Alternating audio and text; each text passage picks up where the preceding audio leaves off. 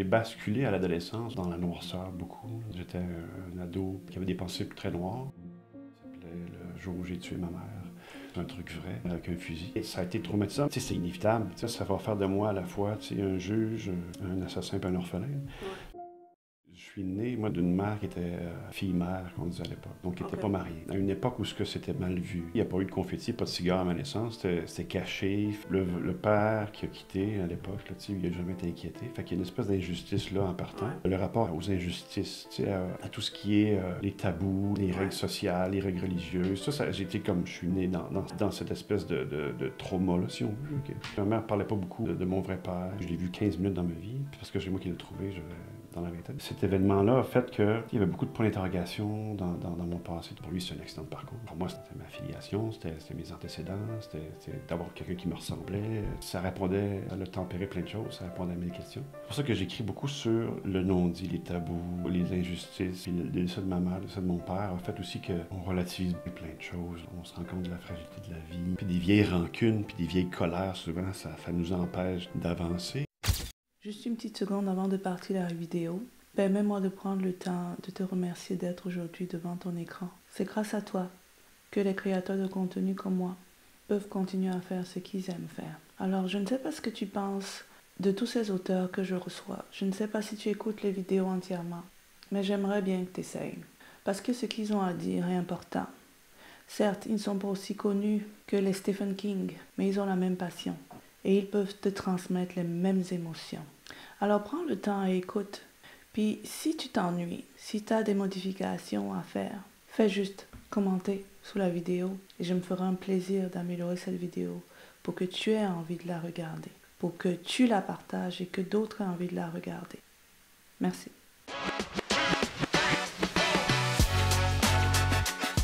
Bonjour et bienvenue sur 4e de couverture. Aujourd'hui, je suis avec Alain Leclerc. C'est ça. Bonjour Alain. Bonjour, ça va bien? Ça va très bien. Oui. Comment allez-vous aujourd'hui? Ça va bien. Dites-moi Alain, question simple mais compliquée un tout petit peu. Qui est Alain Leclerc?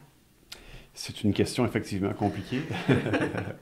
Mais si on s'en tient à l'écriture, en fait, moi je suis né à Québec, Québec la ville. City, ok. Ouais, exactement. Et puis, on a déménagé à Montréal, j'avais 14 ans. Et puis, j'ai suivi un peu mes parents comme ça, mais je me suis toujours intéressé à l'art. J'ai étudié en cégep, en lettres au cégep, en antique, et j'ai un bac SR aussi de l'Université de Montréal. Alors, j'ai toujours baigné dans l'art, dans tout ce qui est... j'ai fait du dessin, j'ai fait de la radio communautaire, j'ai fait un paquet de trucs. Puis l'écriture m'a toujours intéressé. Et puis, ça m'a amené des années plus tard à commencer à écrire des nouvelles. Okay. Et des trucs, surtout en France, étrangement. Fait que j'ai participé à des concours et des plateformes littéraires en France, comme Fixia, Short Edition, We Love Words. Okay. Parce que c'est français, évidemment, c'est des noms anglophones. Puis, tranquillement, j'ai fait de mes gammes en France. Je connaissais pas du tout le milieu ici. Fait que ça m'a permis comme de travailler incognito, si on veut, à faire mes gammes là-bas. Puis j'ai commencé à gagner des petits concours de nouvelles, des concours d'écriture à gauche à droite. Puis une nouvelle principalement qui m'a un peu projeté avant, qui s'appelait Le jour où j'ai tué ma mère, qui est une nouvelle dramatique basée sur un truc vrai. Évidemment, je n'ai pas tué ma mère avec un fusil, mais ça résumait un peu la fin de vie de ma mère à l'hôpital, qu'est-ce qu'il fallait faire à ce moment-là. Puis cette nouvelle-là dramatique m'a amené en finale dans un concours en France. Puis c'est à partir de ce moment-là, j'ai eu comme une sorte de validation pour continuer à écrire, à persévérer. Puis je me suis emmené tranquillement vers le Québec. J'ai participé à plusieurs recueils de nouvelles, depuis 2 ans surtout. C'est assez récent aussi, même si j'ai écrit depuis longtemps. Puis c'est ça. Donc j'ai mes propres recueils de nouvelles à moi et j'ai participé à plusieurs autres recueils, comme les recueils maudits, etc., qui sont assez populaires auprès des auteurs, surtout des auteurs auto-édités, parce que je suis auto-édité aussi surtout. Là, il y a une effervescence depuis 2 ans. Je participe à un paquet de trucs. Là. Fait qu'en gros, le parcours littéraire, ça ressemble à ça un peu. Okay. Je vais revenir un tout petit peu sur votre parcours, surtout en France. Vous étiez physiquement en France? Non, oh, non, okay. non, j'étais ici, okay. mais je cherchais à publier quelque part, puis je Ouais. savais pas où. Puis je trouvais qu'ici au Québec, on avait une culture plus orale, plus de conteurs, de raconteurs, Mhm. de stand-up. Puis même si finalement j'en ai découvert une autre par la suite, mais tandis qu'en France, en ligne, en fait, surtout, j'ai découvert toute une communauté d'auteurs amateurs, si on veut, Mhm. comme avec We Love Word et Fixia. J'ai fait beaucoup d'amitiés virtuelles, si on veut, avec ça. Et puis, c'est avec Fixia que j'ai vraiment commencé à avoir avoir un certain impact sur des lecteurs. Ok. Fixia, c'est des concours vraiment étendus écrire un roman avec un thème. Moi, j'aime le thriller surtout, là. Fait que c'est un thème précis. Puis, un de mes premiers trucs là, j'ai été propulsé en finale par le vote populaire. Fait que ça m'a Ok. amené. Ouais. Fait que j'étais dans les 4 derniers finalistes. J'ai pas gagné le concours, mais ça m'a donné, tu sais, comme une belle carte de visite pour la suite. Exact. Puis un concours suivant, j'étais aussi en finale, mais projeté par le jury. Fait que là, j'étais pas dans les votes populaires, mais pas loin, mais le jury m'a propulsé en finale. J'ai pas gagné non plus, mais encore une fois, c'était une belle carte de visite pour Mm. puis une validation surtout, parce qu'il y a toujours le syndrome de l'imposteur. On sait jamais si ça vaut la peine, si ce qu'on écrit, c'est pertinent. Ouais. Donc, c'est en faisant mes gammes comme ça en France, mais en habitant au Québec, j'ai commencé. Et tout ça, c'est à quelle période? Ça fait pas très longtemps, en fait. On parle de 2017-2018. Oh, quand même, ok. Ouais. Mais avant, j'avais écrit, mais la vie, c'est la vie. Tu sais, je veux dire, comme j'ai dit tantôt, j'ai fait un cégep en lettres. Ouais. Puis c'est aussi, en fait, lettres et cinéma, en fait. J'avais un professeur qui est Pierre Pajot, qui a été aussi le professeur de Jean-Marc Vallée, là, le réalisateur Mhm. québécois. Puis que moi, j'étais un passionné fou. Je le bombardais de questions. Puis il voyait en moi une espèce de nouveau Jean-Marc Vallée. Mhm. Mais j'ai toujours eu une espèce de manque de confiance pour foncer. J'ai toujours eu une peur de foncer puis de proposer mes trucs. Fait que, mais, donc, j'avais écrit un scénario dans son cours à lui, puis il m'a dit ça pourrait gagner un concours. Oh, wow. C'est la première validation vraiment. Puis je le voyais en dehors des cours, il me donnait un paquet de livres sur le cinéma, c'est lui les grands maîtres, si on veut, du cinéma, là, Mhm. Hitchcock, Bergman, Oh, wow. Truffaut, un paquet de trucs que j'allais plus loin qu'un élève, en guillemets, Mhm. normal, là, qui voulait juste passer un cours puis pas faire de maths. Là. Mais moi, c'était Ouais. vraiment, je mangeais du cinéma, puis j'ai réalisé des trucs dans son... J'ai beaucoup appris avec lui. Euh, mais il y a eu comme un hiatus, tu sais, entre mon bac universitaire et puis je voyais beaucoup de gens autour de moi qui étaient en art, mais qui vivotaient ou qui avaient de la misère Ouais. à vivre, puis ça me prenait un travail alimentaire. Puis par la bande, ben, j'ai eu un séjour dans l'armée aussi canadienne. Puis après ça, continué vers la sécurité. Après ça, Ok. j'ai installé des systèmes de sécurité. Fait que toute l'électronique m'a amené, tu sais, bon, la vie, tu sais, la maison, les enfants et tout. Fait que ça a comme un peu... Mais le besoin d'écrire, le besoin de Mhm. créer était plus fort. C'est comme un murmure qui est devenu un cri, si on veut. Ouais. Puis à un moment donné, il fallait que je fasse quelque chose. Fait que j'ai commencé à écrire, donc, comme je disais tantôt, en France et tout. Puis, tu sais, avec le doute, avec le sentiment d'imposteur. Puis les Français, en plus, ici, on est plus gentils, on dirait. C'est vrai. Mais là-bas, ils étaient plus cinglants. Tu sais. Ouais, ouais. C'était comme, t'as La des bonnes critique est plus idées. acerbe, oui, oui, oui. Ouais, Exactement. ouais. Fait que c'est comme, t'étais des bonnes idées, mais t'écris comme un pied. C'est à peu près ça, les premiers, c'est comme, oh là là. Au début, c'est très très dur pour l'ego, mais c'était vrai en fait. J'écrivais des idées intéressantes, mais j'écrivais pas bien. Il y avait beaucoup de répétitions, de fautes, Mhm. de syntaxe. En plus, j'écrivais en québécois. Fait que j'ai pas francisé mon truc, mais tu sais, ça m'a ouvert les yeux sur un paquet de trucs. Mhm. Ça m'a formé en fait à mieux écrire. Puis le doute qui est là, puis tu sais, les critiques et tout, ça me permet de pas avoir un trip d'ego non plus, mais Mhm. parce que j'ai 3 bêta-lectrices aussi en permanence. À Ok. chaque fois que j'écris quelque chose qui me font des retours, s'ils comprennent pas quelque chose, si les 3 comprennent pas quelque chose, c'est parce qu'il y a vraiment un Ouais, problème. c'est certain. Certains sont plus sur l'orthographe, d'autres sont plus sur la Mhm. cohérence, puis d'autres sur le ressenti. Tu sais, c'est vraiment des bêta-lectrices qui Mhm. m'évaluent à différents niveaux qui sont super importants pour moi parce que écrire, c'est réécrire, puis quand on réécrit 25 fois la même histoire, on voit plus clair. Là, tu sais, Ouais. on est Ouais, trop ouais. collé sur l'histoire. Ouais. Fait que c'est un peu ça que- qui est intéressant, je trouve, dans la création. C'est une communication, en fait, je trouve. Mhm. La communication, c'est comme écrire, c'est comme En fait, on n'écrit pas tout seul. On écrit, ça prend un lecteur, ça prend une réaction, l'histoire prend vie vraiment quand il y a un lecteur qui se l'approprie. Donc, c'est ça un peu le truc. Si je retourne un peu à ce cursus au cinéma, Oui, parce que quand on dit cinéma, c'est quand même vaste. oui, oui. Mais ce que je comprends, c'est que lorsque vous étiez dans le cinéma, vous étiez encore dans l'écriture, vous étiez déjà dans l'écriture Oui, au oui, oui, cinéma. tout le Donc temps. c'était plus Tout le temps. scénario, c'était... Oui, oui, Ok, oui, ok. oui, oui. Mais le cinéma, j'ai fait des petits films seulement parce que je, je, je- j'adorais ben, Spielberg, c'est sûr. Vous les avez dirigés, ces petits films, Oui, oui, vous-même? absolument. Oh, Oui, ok, oui, ok, c'est ça. ok, ok. Donc, moi, j'aimais le montage, la composition de l'image. Oh, wow. J'aimais justement tout ce qui était de sortir un peu de l'ordinaire. Puis comme les grands maîtres, comme justement David Lean, Spielberg, évidemment, Hitchcock, tout ça, ils ont une façon de faire, je dirais pas manipuler, mais en fait, ils ont une façon, tu sais, d'amener de faire parler l'image. Ouais. Plus que juste filmer des gens qui parlent, mais c'était vraiment, tu sais, dans l'image, d'amener une émotion. Je trouve ça super intéressant. Mais le cinéma, ça coûte cher. Fait que l'écriture, tu peux écrire, tu sais, 17 éléphants tombent dans l'Empire State Building, ça coûte rien, mais de le filmer, même en effets spéciaux, c'est un peu plus compliqué. Ouais, ouais, ouais. Et où est votre scénario maintenant? Est-ce que vous l'avez toujours quelque part dans vos tiroirs ou est-ce que... Mes scénarios, oui, je les ai gardés, mais c'est pas quelque chose... En fait, je dirais que c'est quelque chose qui était très pertinent quand j'étais plus jeune. Enfin, je parle pour moi, je ne parle pas pour tout le monde, mais quand on commence, c'est beaucoup une espèce on est en réaction par rapport à la société, on est très revanchard, très réactionnaire. Il y avait beaucoup de ça, beaucoup de colère, beaucoup d'affaires comme ça. Ça a resté dans mes écrits, mais en vieillissant, il y a comme un recul, tu sais, quand on devient adulte, plus âgé.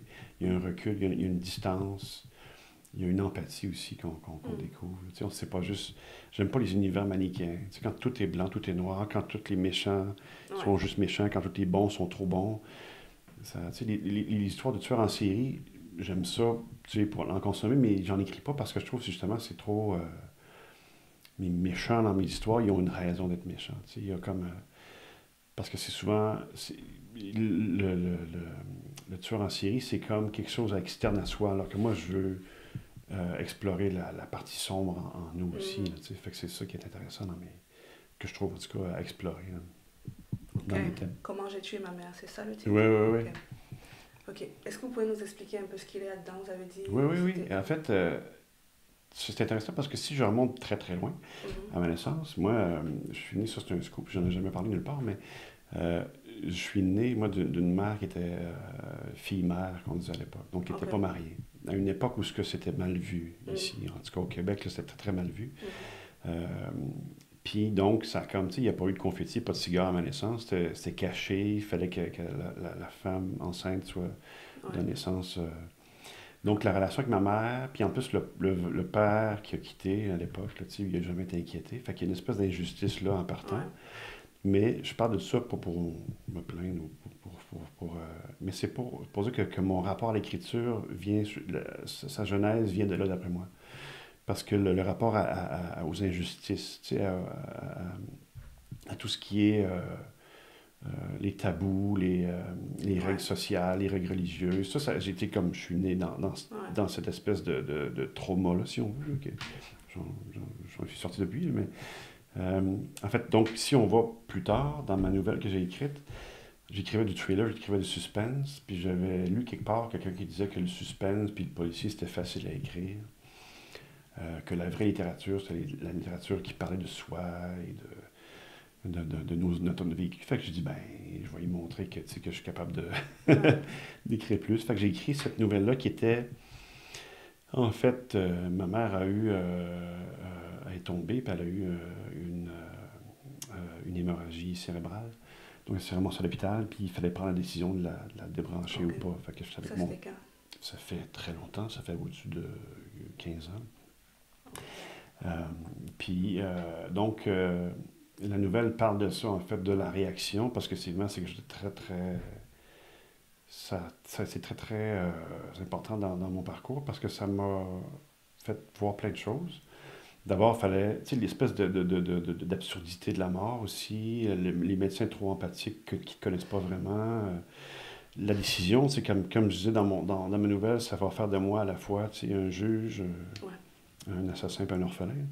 Fait que, tu sais, c'est inévitable, tu sais, sinon un légumes. Fait que, mais ça a été traumatisant, mais en même temps, tout, parce que ma mère parlait pas beaucoup de mon vrai père, de tout ça. Fait que, Vous l'avez pas connu? Non, mais je l'ai connu, je l'ai vu 15 minutes dans ma vie, parce que c'est moi qui l'ai trouvé dans la vingtaine. Mais, donc, vous n'avez pas de frère, ça?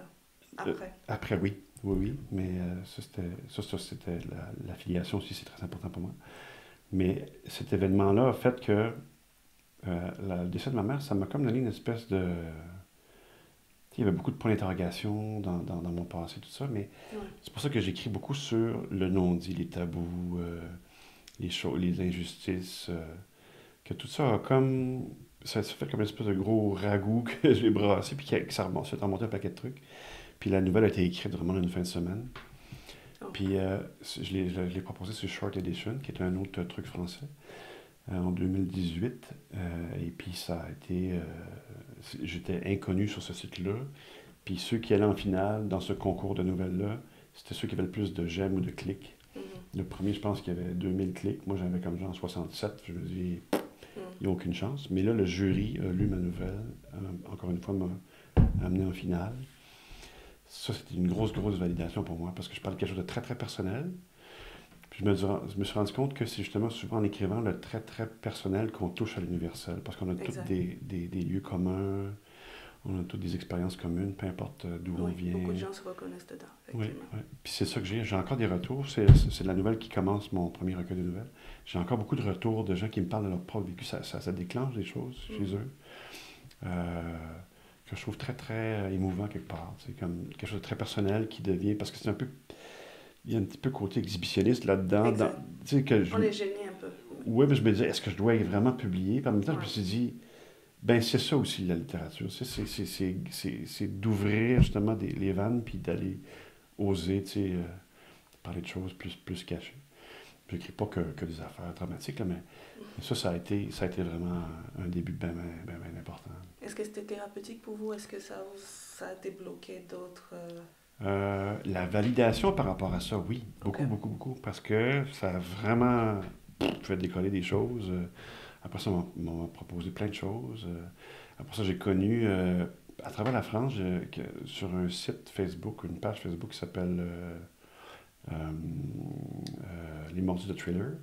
J'ai connu un auteur québécois auto-édité qui s'appelle Éric Quesnel. Puis que lui, je l'ai contacté ici en me disant, tu sais, je connais pas le milieu québécois, puis je suis québécois. Puis lui, il a lu ma nouvelle, puis il m'a fait des retours vraiment... Éric est très, très coté au auto-édité, il vit de sa plume maintenant, en auto-édition. Puis il m'a fait un retour vraiment fabuleux de ma nouvelle, qui m'a encore une fois validé, puis qui m'a amené un peu dans sa gang, tu sais, vers les auto-édités québécois. Fait que là, j'ai découvert Dave Turcotte-Lafont, avec lequel j'ai écrit ma première nouvelle pour le recueil Maudit 1. Puis ça m'a, comme vous dites, ça m'a... Je sais pas si c'est thérapeutique, on va dire que oui, mais ça m'a surtout ouvert la voie sur les possibilités de l'écriture. Puis en vieillissant, ben il y a des blessures, tu sais, qui se cicatrisent. Aussi, le recul, puis le décès de ma mère, le décès de mon père, a fait aussi que on relativise plein de choses, là, tu sais, on se rend compte de la fragilité de la vie, puis des vieilles rancunes, puis des vieilles colères, souvent, ça nous empêche, tu sais, d'avancer, ou ça nous empêche, c'est des moteurs de création, mais ça peut être aussi cristalliser des traumatismes qui fait qu'on est toujours dans le même truc. Mais écrire là-dessus, ça m'a aidé. Mais même présentement, je suis dans un questionnement aussi. Tu sais, j'écris des choses très, très noires. Puis je me rends compte aussi que la lumière m'intéresse aussi. L'humour m'intéresse beaucoup. Oui, j'ai pris des cours humoristiques aussi à l'École nationale de l'humour. J'ai pris un stage avec François Havard, un de ceux qui a écrit Les Bougons, entre autres, là, qui est un scripteur pour Martin Matt, puis un paquet d'humoristes connus. Puis la partie humour, tu sais, je suis pas vachement drôle, tu sais, pour aller sur une scène, mais je sais que une partie humour, c'est très important. Parce que, tu sais, l'écriture, c'est des palettes de couleurs aussi, tu sais. On écrit juste dans une palette, ça devient un peu prévisible ou redondant. Je veux pas me répéter. Moi, je veux vraiment explorer toutes les formes d'écriture. Vous faites beaucoup de nouvelles, ou des recueils. Oui. Okay. Est-ce que vous avez déjà eu à faire un roman du début à la fin? Ben, avec Fixia, c'est des romans qu'on écrit. On écrit un chapitre, puis là, les likes, fait qu'ils nous permettent d'écrire au pas un autre chapitre. Fait que en fait, c'est ça l'affaire, c'est que j'ai commencé 10 romans, puis j'en ai terminé 3, là. Mais je ne les ai jamais publiés, parce que je trouve qu'ils sont pas bons. Ils sont un peu, tu sais, on va dans... Parce que c'est des affaires écrites rapidement, fait que...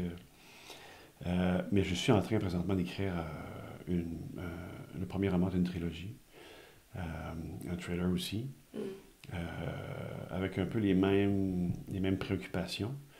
Mais je m'amuse beaucoup avec les codes du trailer. Ça, j'aime ça. En fait, j'aime écrire des trucs d'accrocher le lecteur, puis de ne pas le lâcher avant la fin. Puis en plus, il faut qu'il reste quelque chose. Sans faire je ne suis pas un donneur de leçons ou de morale, mais je veux qu'il reste quelque chose après l'avoir lu. Je veux qu'il y ait un questionnement ou que... En fait, je partage mes propres questionnements, je dirais. Puis le lecteur, il fera son propre chemin avec ou pas. Là, mais... Fait que c'est ça un peu. Fait qu'effectivement, il y a un roman en chantier présentement. OK. Vous êtes venu aujourd'hui avec 2 livres aussi? Oui, en fait, c'est mes deux. Ça, c'est mon premier recueil de nouvelles. C'est celui avec lequel tout a commencé, qui a été publié l'an passé, en avril 2023, et qui a encore des lecteurs aujourd'hui, publié sur Amazon. Et puis, à chaque mois, il y a encore des gens qui lisent, soit je vois le nombre de pages qui est lu. Fait que ça fait 1 an, ça continue à être lu. J'ai des excellents retours. Ça m'a vraiment surpris. Encore une fois, c'est une grosse validation pour moi parce que j'écrivais dans les trucs des autres, dans les recueils de nouvelles des autres. Mais ça, c'est mes propres nouvelles de A à Z. Puis celui-là m'a vraiment amené des retours du Québec, de la France, de partout. Il inclut la nouvelle sur votre mère? Oui, c'est la première nouvelle dans celui-ci. Puis le deuxième, ben, c'est la suite. En fait, ce que j'ai fait dans les 2 recueils, c'est que j'ai pris des nouvelles qui faisaient partie d'autres recueils ou de concours en ligne, comme Fixia, etc. Puis je les ai comme mis dans les deux recueils ici. Puis ce que j'aime faire avec ces deux, je suis un peu, de façon à moi d'être un peu originale, j'espère, c'est que chaque nouvelle est précédée d'une anecdote ou d'écriture. Qu'est-ce qui m'a amené à écrire cette nouvelle-là? Dans quel contexte elle a été écrite? Si elle fait partie d'un concours? Avec quelques retours aussi de gens qui ont lu. Fait que ça met une espèce de mise en bouche avant de lire la nouvelle, à chacune des nouvelles. Ouais. Dites-moi, Alain, pour vous, c'est quoi la principale différence entre écrire une nouvelle et écrire un roman? Ce qui est différent, en fait, c'est que la nouvelle, c'est comme si on fait une analogie avec le sport. La nouvelle, c'est le sprint, puis le roman, c'est le marathon. Mais la nouvelle est souvent c'est une unité de lieu, c'est une unité de temps, souvent, pas nécessairement. Puis avec ça commence une média res, ça commence dans l'action, puis ça finit avec un choc, un twist, ou on tire le tapis sous les pieds du lecteur. Donc c'est souvent, il n'y a pas comme 25, il y a un point de vue, c'est vraiment, tu sais, comme c'est assez direct. Le roman, c'est plus développé, c'est plus... On prend le temps de l'installer maintenant. Oui. On rentre plus dans l'introspection, dans la tête des personnages. J'adore ça aussi. Puis on peut amener plusieurs points de vue, tu sais, de plusieurs personnages. Puis dans la trilogie, c'est encore plus, on va aller développer davantage l'histoire. Tu sais, c'est comme, dans le roman, on dirait que c'est comme si un oignon qu'on enlève une pelure à la fois. Tandis que la nouvelle, c'est vraiment, boum, il se passe quelque chose. Puis, tu vois, dans le deuxième, il y a une nouvelle qui est à mi-chemin entre la nouvelle puis le roman. C'est une novella de 65 pages qui a fait partie d'un autre recueil qui s'appelle Schadenfreude. Schadenfreude, c'est un titre, en fait, en psychologie, ça veut dire quelqu'un qui aime, qui prend plaisir à voir les autres souffrir. Puis c'est une nouvelle qui raconte l'histoire d'un prisonnier à Guantanamo Bay, en fait. Puis son tortureur, ou son tortionnaire plutôt, est justement atteint du Schadenfreude. Puis il y a un twist fantastique là-dedans. Moi, je voulais voir, j'aime ça les histoires qu'on tire le gant à l'envers, renversé, parce qu'on va, avec le 9/11, ou tu sais, les attentats terroristes de septembre 2001, il y avait beaucoup une colère contre les terroristes, tout ça. Puis ça a créé un paquet de débordements, dont la prison de Guantanamo Bay, où il y a un paquet de monde qui se sont fait enfermer, puis torturer, puis honnêtement, on ne sait même pas la plupart s'ils étaient vraiment des terroristes. C'est souvent des gens qui ont été vendus aux Américains par des organismes qui avaient 5 000 $ américains pour donner une tête. Fait que là, c'était comme, un peu comme une chasse aux sorcières. Donc, je voulais voir, au lieu du point de vue, tu sais, c'est sûr que les attentats, puis le terrorisme, ça, je ne cautionne pas ça, bien sûr, mais je voulais voir du point de vue de quelqu'un qui est innocent, puis il se ramasse dans cet univers-là, tu sais, comment il réagit. Avec un twist fantastique, il faut le lire pour comprendre. Mais... Et ces 2 recueils de nouvelles sont sur Amazon électronique? Non, ils sont sur Amazon électronique, papier, et aussi hardcover.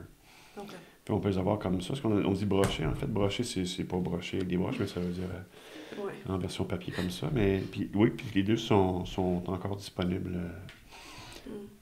C'est pas cher, c'est 20 $ pour chacun. Fait que, tu sais, je veux pas... je trouve que je veux que les gens soient abordables, qu'ils puissent, lire. Puis, pour dernière chose là-dessus, c'est que ça s'appelle 4 saisons de nouvelles, les 2. Il y a une raison, parce que c'est pas qu'un seul genre. C'est pas que du fantastique, c'est pas que du dramatique, c'est pas que du thriller, mais c'est un peu un mélange de genres. Ça fait partie de mon plaisir aussi en tant qu'auteur, c'est quand on commence une nouvelle, on ne sait jamais dans quel univers on s'en va. Moi, je trouve ça intéressant. On se doute un peu quand on lit ce que je fais, qu'est-ce que ça va être, là, mais, parce que j'explore, comme je dis, la condition humaine, mais on ne sait jamais où est-ce que ça nous amène. Des fois, c'est lumineux, des fois, c'est sombre, on ne sait pas trop. Dites-moi, tantôt vous disiez, oui, on parle souvent des serial killers, etc. Et puis on essaye juste la vision manichéenne du positif d'un côté négatif. Il n'y a pas d'entre-deux. Mais vous essayez de comprendre ce qui se passe dans la tête le cheminement. Pourquoi? Pourquoi j'essaie pas de comprendre, Non, pourquoi vous essayez de comprendre? Pourquoi j'essaie de comprendre? En fait, c'est parce que je trouve que les monstres, c'est comme quelque chose à l'extérieur de soi. Tandis que moi, j'aime explorer mes propres zones d'ombre, tu sais. Moi, avec certaines choses que j'ai vécu de la colère longtemps. Puis je me suis rendu compte que ça m'a gâché l'existence, ça m'a fait perdre beaucoup de temps inutilement. Fait que c'est dans mon questionnement par rapport à ma propre colère qui m'a amené par rapport à d'autres choses. Tu sais, je suis toujours curieux de savoir quand quelqu'un a un type de comportement, qu'est-ce qui l'a amené à être comme ça. Tu sais, au lieu de condamner, c'est sûr que je vais condamner tout ce qui est pédophilie, etc. Tu sais, je ne sais pas pourquoi j'ai dit ça. C'est impensable, j'ai 2 enfants, puis je ne sais pas ce que je ferais si j'apprenais des choses. Mais en même temps, tu sais, il y a une raison pour laquelle les gens sont comme ils sont. Fait que ce questionnement-là fait souvent que ça nous questionne sur nos propres zones d'ombre. Ça nous permet d'avoir une empathie, même si on n'a pas une sympathie par rapport à certains actes qui sont pas cautionnables. Ça nous permet d'avoir un recul. Puis souvent, je trouve des fois, en tout cas maintenant, sur les réseaux sociaux, qu'on va jeter la pierre rapidement. Tu sais. J'ai des gens autour de moi qui ont vécu des trucs, là, qui ont publié certains trucs, puis là, ça part en couille, puis ils se font blâmer sur un paquet de trucs, là, parce qu'ils ont dit quelque chose qui dérogeait un peu de la morale, là, ou de l'acceptable. Alors, tu sais, moi, je trouve que c'est un moteur d'écriture. C'est souvent, mes idées de base viennent d'un questionnement social, de quelque chose qui me questionne. Tu sais, par exemple, mon 2e recueil commence par une nouvelle qui est inspirée de ma fille, qui à 8 ans a été diagnostiquée d'un diabète de type 1. Ça, c'est incurable, ça, c'est à vie. Je connaissais même pas ça. Moi, pour moi, quel âge maintenant? Maintenant, elle a 22. Ça fait 14 ans qu'elle vit avec ça. Puis c'est une maladie insidieuse, en fait, parce qu'il faut qu'il gère toujours la glycémie puis l'insuline. Tu sais, si jamais on prend une pilule, c'est fini, il faut vraiment, à chaque repas... À chaque repas, puis il ne peut pas avoir d'excès, etc. Moi, je trouve ça d'une injustice incroyable. Ça fait partie des colères dont je disais tantôt. Ma fille qui est un sourire sur 2 pattes, qui est une jeune femme vraiment bienveillante et heureuse et tout, tu sais, qui a vécu un drame comme ça, alors qu'il y a plein de gens qui sont autrement et qui sont pas embêtés. Je trouve ça vraiment plate. Mais elle, ça l'a maturé très vite. Puis moi, ça m'a fait questionner justement sur Dieu puis un paquet d'affaires. mais je parle pas de Dieu dans ma nouvelle, mais je parle de ma relation. En fait, c'est comme si c'était un père et sa fille à l'hôpital. qui attendent parce que le médecin va les voir pour leur rendre un diagnostic. Mais je suis allé plus loin que le diabète. Parce que ma fille a vécu ce qu'elle a vécu, elle est quand même encore en vie. C'est une maladie, c'est une condition plus qu'une maladie, en fait. Mais je me disais, j'imagine des parents qu'on leur annonce que leurs enfants ils ont le cancer. Ça doit être terrible. Puis qu'il y a une finalité. Je dis ça doit être épouvantable. Fait que je me suis mis dans ce mindset-là. Puis je nomme pas directement le cancer. Je viens de vendre le punch en disant ça, mais on ne sait pas ce qui se passe. On sait que c'est un père et sa fille qui parlent de cinéma, en fait, dans une salle d'attente d'hôpital. Puis que la fille est très, très naïve. Puis le père, il se doute qu'il y a quelque chose de terrible qui va être annoncé. Puis il dit, comment je vais t'annoncer ça? J'en parle, puis j'ai un peu le moton parce que ça vient me chercher beaucoup je trouve que c'est très la tendresse d'une relation père-fille dans des situations où le père n'a pas de contrôle du tout, comme moi dans mon cas. Ma fille a été diagnostiquée, je ne peux pas rien faire. Il faut vivre avec, c'est tout. Fait que ça fait partie de mes questionnements, mais je pense que ça va plaire, c'est drôle à dire comme ça, mais en fait, ça va peut-être parler aux parents. C'est peut-être ma façon d'aborder le sujet de façon délicate, là, sans donner une leçon de morale, juste pour dire, c'est des choses qui arrivent, puis il faut faire avec. Là. Vous, est-ce que toute la colère que vous avez ressentie au fil des années, la façon dont vous êtes venu au monde, comment vous avez vécu votre fille, votre mère, est-ce qu'il y a eu des moments où vous avez voulu, pas voulu forcément, mais vous avez pensé que vous alliez basculer C'est intéressant. Je pense que j'ai basculé à l'adolescence un peu dans la noirceur, beaucoup. J'étais un ado plus qui avait des pensées très noires. Mais en même temps, j'étais très bon à l'école, puis j'étais très passionné par le cinéma. Je pense que ce qui m'a sauvé, c'est le cinéma, l'art. Je dessinais, le dessin aussi, la caricature. J'étais caricaturiste aussi. J'ai été caricaturiste pour l'Université de Montréal, pour le journal de l'université pendant un an. Puis ça, c'était comme la nouvelle. Un dessin, c'est une caricature, c'est une image forte en une seule image. Mais tout ça, ça m'a sauvé, je pense. L'art, l'humour, beaucoup. J'ai consommé beaucoup de stand-up comique américain. J'adore Robin Williams pour la personne et pour son humour. Mais l'espèce de sentiment d'injustice puis de colère m'a habité longtemps. Puis c'est étrangement la mort de mon père. Il est mort avant ou après votre mère? Après. Mais c'est pas mon vrai père, en fait, c'est mon père. Ça a été mon père, en fait, mon vrai père, mais c'est pas mon père biologique. C'est à sa mort à lui qu'en fait, que je me suis rendu compte à quel point c'était futile. Ça a changé beaucoup de choses. L'écriture m'a aidé beaucoup. Mes enfants m'ont aidé beaucoup aussi à sortir de mon nombril. Les enfants, ils ont leurs propres besoins, leur propre vécu. Exact. Puis tu te rends compte aussi que si tu es en colère, ça affecte justement le mood des gens autour de toi. Là. J'ai pas des accès de colère, mais c'est sûr que si, comme mon père biologique, comme je dis, je l'ai trouvé quand j'avais 26 ans à peu près, même si je l'avais trouvé à 18, c'est sûr que j'aurais pas eu la même réaction. À 26 ans, c'est plus, je veux savoir, tu sais. Je te blâme pas de rien, je veux pas que tu me donnes rien, je veux savoir. On a eu une discussion, puis c'est tout, ça s'est fini là, puis tu sais, je me suis rendu compte que, dans le fond, pour lui, c'est un accident de parcours, tu sais. Mais pour moi, c'était ma filiation, c'était mes antécédents, c'était d'avoir quelqu'un qui me ressemblait, tu sais, ça répondait, ça l'a tempéré plein de choses, ça répondait à 1000 questions. Fait que ça fait tout ce ragoût-là, ça fait un terreau fertile pour l'écriture. Il y a une matière première qui connecte avec bien du monde, en tout cas. Avec les retours que j'ai pour mes recueils, ça connecte avec bien du monde. Parce qu'il y a un souci aussi de divertissement. Tu sais, je parle de mes choses personnelles, mais tu sais, je fais pas... regardez-moi à quel point j'ai souffert, là, c'est pas ça le but. C'est vraiment faire du divertissement, mais ancré dans quelque chose d'organique. Tu sais, c'est pas étranger à moi, ça part de moi, puis ça devient... Il faut accrocher le lecteur, il faut le divertir, il faut l'amener quelque part, il faut l'étonner, il faut sortir des sentiers battus. Moi, quand je lis un livre, puis on s'en va là, j'aime pas ça. Moi, j'aime ça être étonné, surpris. Il y a quelque chose que je ne comprends pas. Vous versez dans plusieurs univers, vous allez même essayer l'humour. Vous avez reçu plusieurs prix, vous avez été acclamé par les jurys, par le public. Vous étiez très bon à l'école.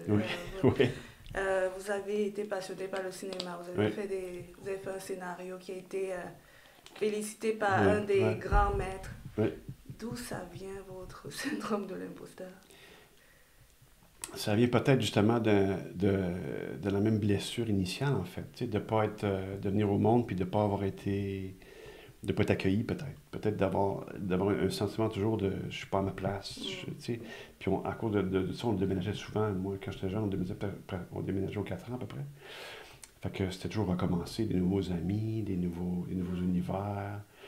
En même temps, ça m'a permis, avec le recul, d'avoir justement du recul par rapport à tout. Quand on arrive dans un nouveau village, avec une nouvelle école, il faut s'adapter. Tu sais, il y a les gangs, il y a toute la culture, même à l'école, c'est des façons différentes d'enseigner. Euh, fait que j'ai l'impression que ça m'a...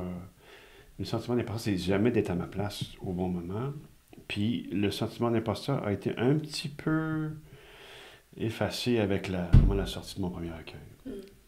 Puis encore une fois, tu sais, j'étais en auto-édition, puis j'étais en catimini, j'ai pas fait de grosses annonces.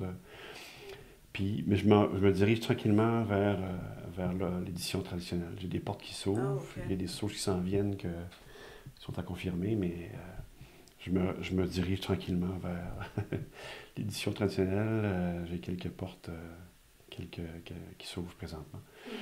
Fait que le sentiment d'imposteur s'estompe un peu.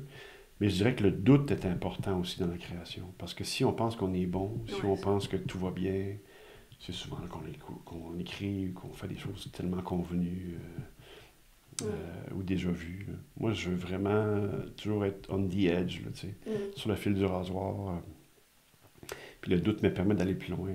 Souvent, j'écris, mais je réécris beaucoup. Puis quand je sens que je vais dans quelque chose de trop facile, je suis comme attention, ça je l'ai déjà lu, je l'ai déjà vu. T'sais. Les gens, ils n'ont pas besoin de quelque chose qu'ils ont déjà lu, ils vont lire l'original et c'est encore 100 fois meilleur. Puis aussi, l'autre affaire, ben, l'imposteur est aussi créé par les grands maîtres. Moi, une lecture qui m'a jeté sur le derrière adolescence, c'était une lecture obligatoire à l'école, c'était L'étranger de Camus. Ouais. Ça m'a... Même moi, c'est parce que l'étranger, c'était vraiment moi, là, dans ma perception. Puis ça m'a rentré dedans, ça m'a habité pendant des semaines. Puis comment tu veux écrire quelque chose après avoir lu un truc pareil? C'est très dur de lire. C'est comme le dessin, tu sais, je dessinais, mais mon maître à penser, c'était Gottlieb. C'est les livres bric-à-brac, etc. Là. Fait que mon dessin, il vient parce que son humour absurde, moi, je trouve ça génial. C'est complètement pété, là. Puis, mais ça me rejoint beaucoup aussi. Vous savez que vous avez plusieurs expressions françaises. Je veux dire française, ah oui? Fait que sinon, mais j'ai comme... C'est ça, je suis comme un peu schizo dans ce cas. J'ai plusieurs, tu sais, références, plusieurs... Puis aussi, je veux pas qu'on me laisse, qu'on me mette qu'on m'enferme dans une case non plus. Fait que, c'est comme si, lui, il écrit juste de l'horreur. Non, tu vas aller écrire quelque chose de rigolo. Ça, dans la vie, je suis comme ça aussi. Tu sais. On sait jamais comment... où est-ce que je me situe, là. Financièrement, comment ça va, l'écriture? L'écriture, je n'en vis pas, bien sûr. Mais j'ai un métier... en fait, je vis bien. J'ai un salaire d'électricien. Je travaille dans le domaine, comme je disais tantôt, de la sécurité électronique, que je vis très bien. Puis je suis à l'aube de la retraite. Là, je suis en pré-retraite, finalement. Étant donné que j'ai commencé juste l'an passé, je ne peux pas vivre juste de l'écriture, mais comme je dis, ce qui me surprend, c'est que mensuellement, j'ai quand même des revenus d'Amazon, des gens qui lisent encore le premier, qui commencent à lire le deuxième. De vivre de l'écriture au Québec, c'est très difficile. Puis ça prend plus de... Tu sais, j'ai juste que 2 recueils de nouvelles. Les gens lisent surtout des romans. Donc ça s'en vient. Donc il faut fournir. Il faut qu'il y ait aussi une... tu sais, faut leur donner quelque chose à lire. Mais tu sais, je dirais que, somme toute, je tire très bien mon épingle du jeu, mais pas assez pour tout quitter. Puis, mais ça s'en vient. Il y a des choses qui se trament. Puis je suis confiant. Comme je dis, je vais vivre bien de toute façon avec ma pension de retraite. Fait que ça va être vraiment une passion 100 000 $. OK, je comprends.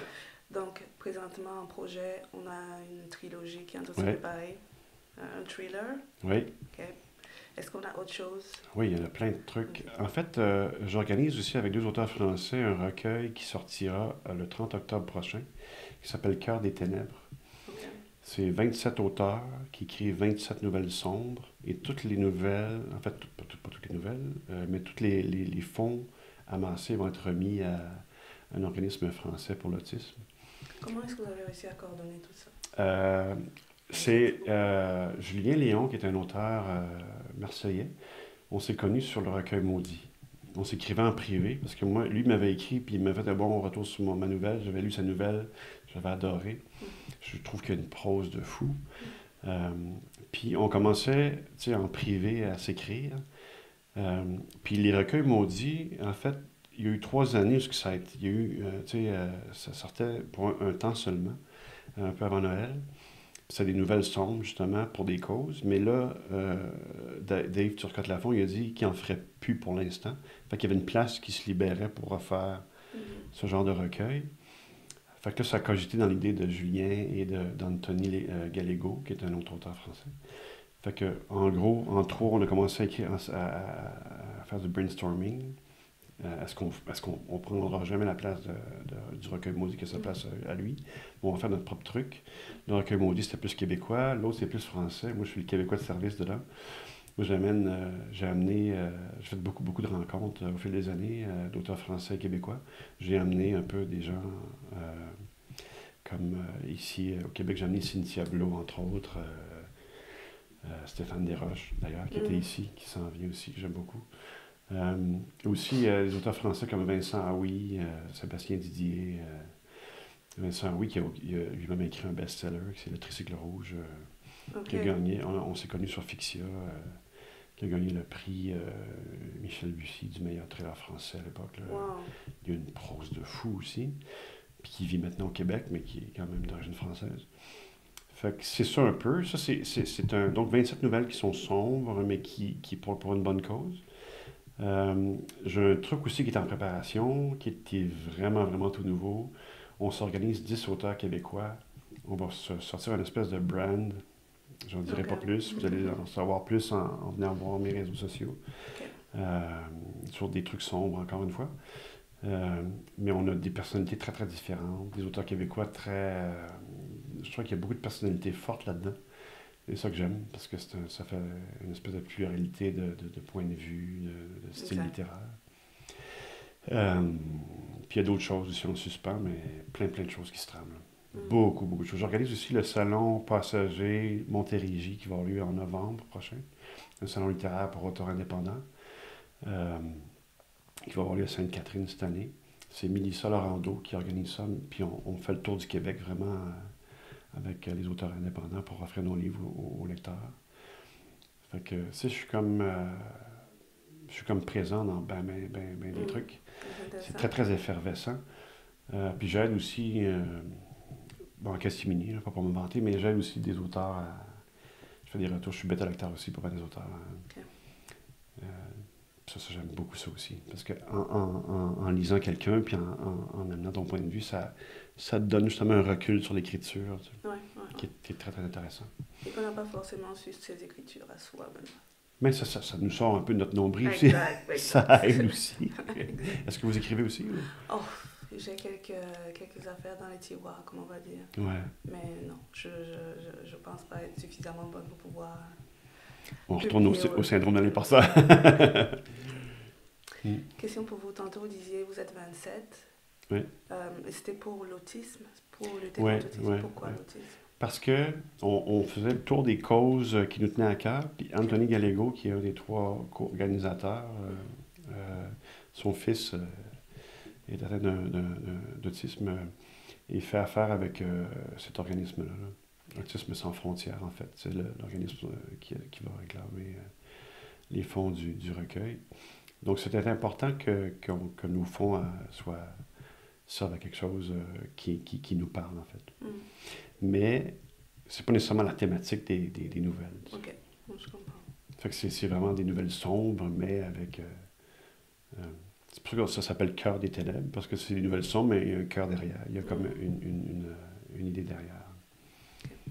La trilogie sur laquelle vous travaillez, est-ce que c'est elle que vous espériez publier avec une maison d'édition ou ce sera toujours en auto-édition? À la base, celle-là, elle va être en auto-édition. OK. À la base. À la base. Mais selon ce que ça va donner, c'est possible que ça prenne une nouvelle avenue. Parce que c'est quelque chose qui est vraiment... je cherchais une idée qui frappait vraiment l'imaginaire. Puis je pense que j'ai trouvé quelque chose de vraiment intéressant. Fait que, parce qu'il y a tellement d'offres de romans passionnants. J'ai découvert des collègues avec une plume de fou. Fait que de se démarquer là-dedans, c'est pas évident. Mais je pense que je vais faire quelque chose d'intéressant. Est-ce qu'on a une idée de quand est-ce qu'on va sortir le premier tome? En 2025. Mi-2025, selon moi. Okay. Ouais, parce que mon processus est lent. En fait, même pour une nouvelle, j'ai besoin j'y pense beaucoup. J'écris beaucoup, mais aussi je suis toujours en réflexion pour améliorer, pour peaufiner, pour rendre ça plus efficace, pour rendre ça plus cohérent, pour rendre ça plus pertinent, plus clair aussi. Je veux qu'il n'y ait rien qui accroche, que le lecteur soit... La lecture immersive, en fait, c'est ça que je souhaite, que le lecteur soit plongé dans mon livre.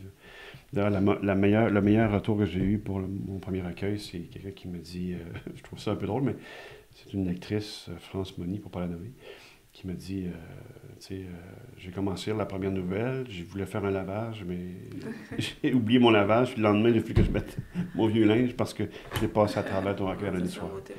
Je trouve ça, c'est le meilleur des retours. C'est ça qu'on veut, en fait, que les gens s'approprient l'histoire, puis ils vivent, en fait. Ouais. Ils mettent leur propre sens. Là. Ouais. OK, vous avez tous ces projets, vous avez 2 enfants, vous avez un emploi alimentaire, comme vous dites. Oui, à temps plein, oui. À temps plein. Où est-ce que vous trouvez le temps? C'est la question quiz. Non, j'avoue que je fatigue un peu ces temps-ci, parce qu'il y a beaucoup de choses en même temps.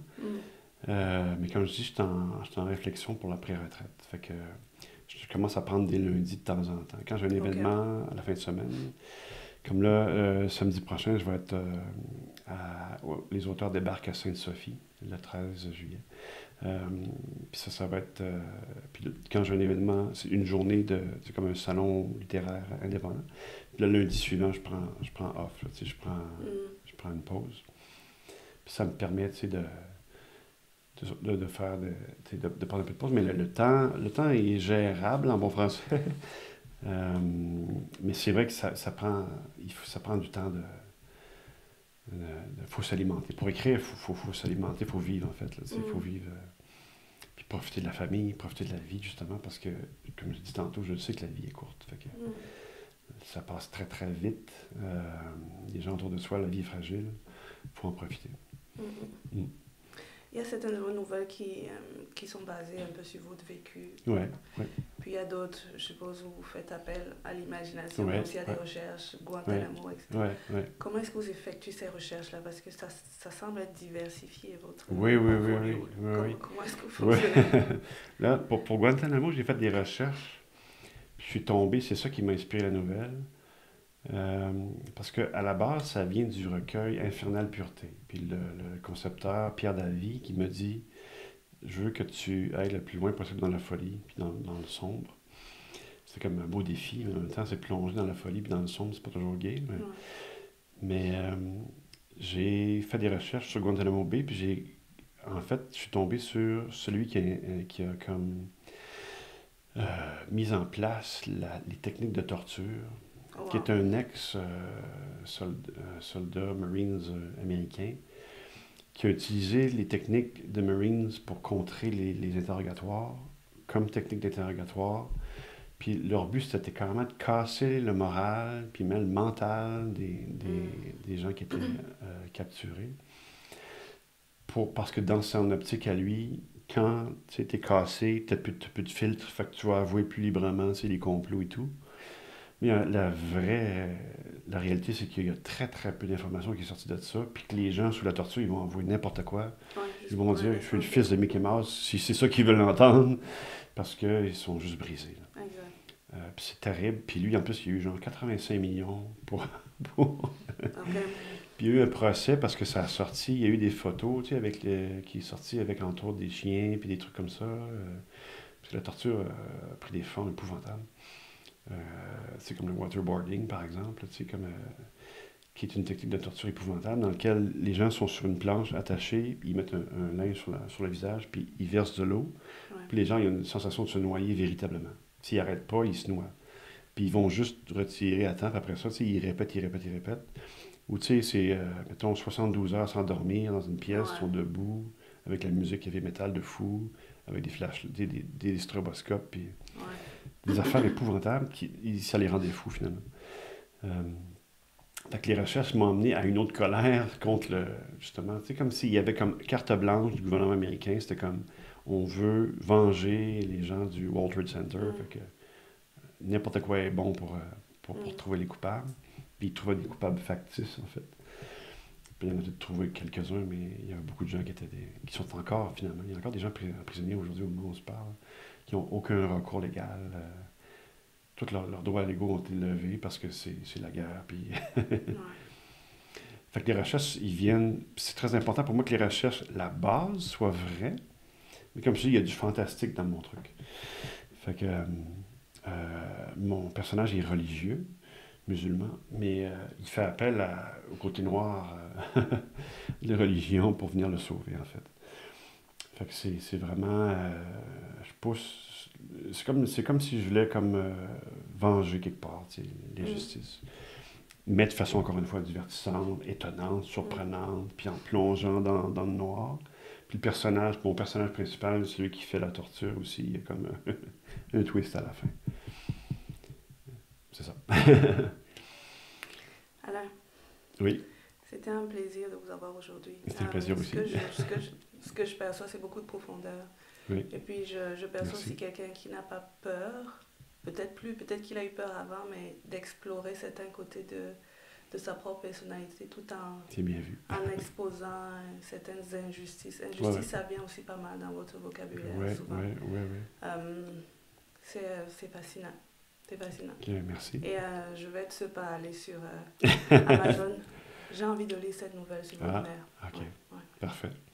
Avant de vous laisser, on a une petite tradition, il y a une petite question qu'on pose aux invités.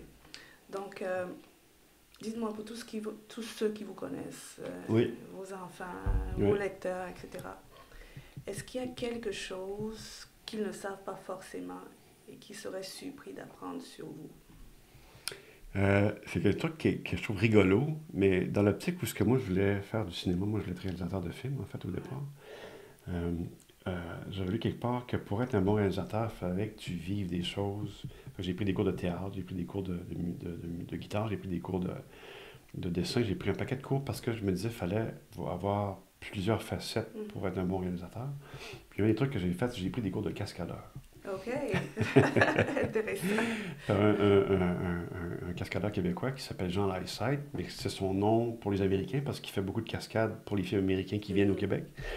C'est Jean Leclerc, probablement son vrai nom. Puis j'ai fait des cours donc de dérapage contrôlé avec les voitures, les 360, les 180. J'ai fait des cours de combat. Puis aussi, j'ai fait des cours de saut. Fait que j'ai sauté du 3e étage dans des coussins. J'avais 22 ans. Je le ferais plus aujourd'hui. Mais ça, c'est quelque chose que tu dis dans une conversation. Oh, mais c'est intéressant. Ça vous a aidé un tout petit peu? Ça a servi à quelque chose? Ou défier ma peur, oui. Okay. Parce que de sauter de 3e étage, puis d'avoir la confiance qu'on ne se pètera pas la gueule. Dérapage contrôlé aussi, c'est... Oui. On faisait des 360, puis tu sais, des 180 reculés, le bras à bras, puis la voiture, il faut que tu y repasses. Ça, c'était le fun.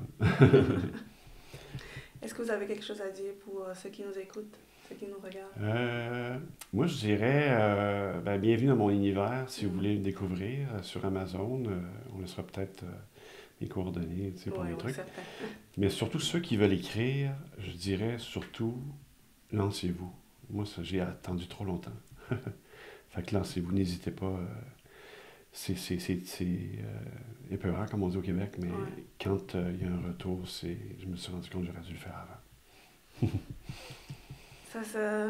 Je l'entends aussi. Merci beaucoup. Merci à vous. Merci. C'est tout. Merci beaucoup d'avoir été là.